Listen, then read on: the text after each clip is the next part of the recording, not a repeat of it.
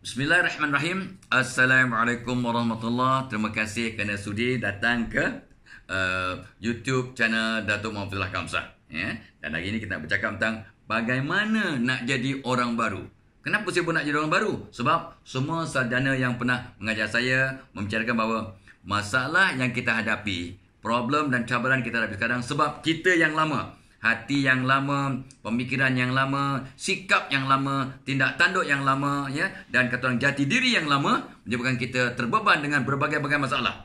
Untuk selesaikan semua masalah kita langkah demi langkah dengan izin Allah, maka kita kena jadi orang baru. Bagaimana? Pertama, nak jadi orang baru, berdoa. Dalam doa kita masukkan, Ya Allah, jadikan aku orang baru yang hati aku lebih murni, kepala aku sentiasa berfikiran secara positif, husnuzon, tindak tanduk aku cemerlang ikut sunnah, ya, sikap aku positif, buangkan sifat dan sikap yang mazmumah. So masukkan dalam doa supaya kita berubah jadi orang baru. Satu. Nombor dua, ini dia. Ya, bila kita nak suruh kereta kita berjalan lebih lancar selepas 5, 6, 10 tahun kita pakai, maka kita kena overhaul. Ya, overhaul, baik pulih. Dalam banyak. So kita pun dalam diri kita ni, kalau kita ada masalah, cabaran, ya, kata orang kekangan, susah nak move forward, kita kena overhaul diri kita.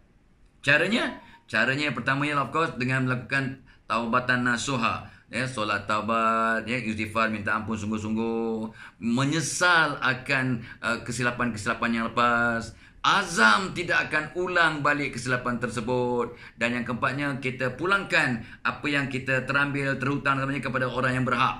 Kalau ada hutang, bayar hutang. Kalau ambil barang orang, pulangkan barang orang, sebagai asbab untuk kita dapat kata orang tu overhaul diri kita jadi orang baru. InsyaAllah, ya. Dan jalankan semualah, ya, perkara-perkara yang boleh menjaga kita jauh. Sikap yang baru, tindak tanduk baru, ya, cara makan baru, exercise yang baru, ya, rutin yang baru, akan jadi orang baru.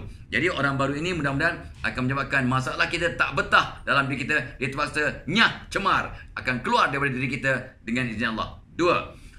Nombor tiga, ya, untuk kita kata tu jadi orang baru, maafkan semua orang. Ini pun selalu saya dah sebut, ya, maafkan semua orang sebelum tidur. Sebab bila kita maafkan semua orang sebelum tidur, hati kita jadi bersih, kepala kita jadi tenang, ya, badan kita jadi sihat. Bila hati bersih, doa makbul.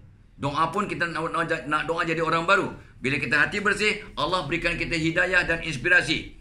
Bila hidayah dan inspirasi Allah turun datang kepada kita, semua masalah kita akan selesai. Bila Allah bagikan kita panduan, inspirasi dan panduan, ya, maka tak dapat tidak, semua masalah akan langsai, akan usai, akan ada solusi berdasarkan pada hidayah dari Allah.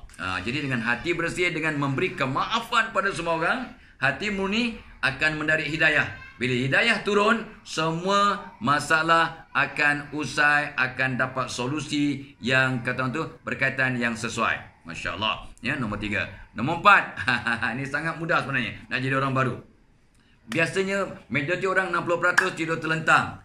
Okey, selamat, sehat, dapat tidur, dapat nyenyak, dapat mimpi. Tetapi kalau kita tidur mengiring ke kanan dengan niat untuk ikut sunnah, maka setiap saat kita tidur dapat pahala. Ya, lepas tu kita akan nyenyak tidur kita 2 kali ganda tidur nyenyak berbanding tidur terlentang. Dan bila kita tidur mengiring ke kanan, kita akan membayangkan kita dalam liang lahat, dan orang yang ingat mati di dalam liang lahat tu orang yang bijaksana. Jadi tidur mengiring ke kanan tu dah lah dapat pahala setiap saat ikut sunnah. Tidur nyenyak 2 kali ganda daripada tidur terlentang, dan kita jadi orang yang bijaksana sebab kita mengingatkan tentang kematian. Dan lagi pun bila kita mengiring ke kanan, jantung kita yang ke belah kiri badan kita ni dapat pump darah dengan efisien, maka darah membawa makanan dan nutrien kepada otak, kepada badan sehat, otak tidak akan nyanyuk, tak akan kena dementia, tak akan kena Alzheimer disease, insyaAllah. Dan kita akan jadi orang baru yang hebat, ya. Dan nombor 5, ini saya pun tengok nombor 5. Nombor 5, ya, bila kita bangun tidur, Masya Allah, bangun tidur, kita senyum selama 20-30 saat sambil berdoa. Alhamdulillahillazi ahyana ba'dama amatana wal nusyur. Allahumma inni as'aluka ilman nafi'a wa rizqan thayyiban wa amalan mutaqabbalah. 20 saat. Betul bacalah. Allahumma ftahli abwabal khair wa abwabas salamah sampai habis. Doa pembuka 12 pintu yang you boleh Google. Bila you baca 3 doa itu sambil tersenyum, maka otak akan meremeskan, menyuruh badan meremeskan endorfin buat awak gembira, enkefalin buat awak sihat, dan dinofin buat awak bertenaga dan bersemangat. persis jadi orang baru. Asbab 5 cara ini. Mudah-mudahan. So, ila liqa, kita jumpa lagi dalam bahagian kedua. Bagaimana nak jadi orang baru. Wassalamualaikum warahmatullahi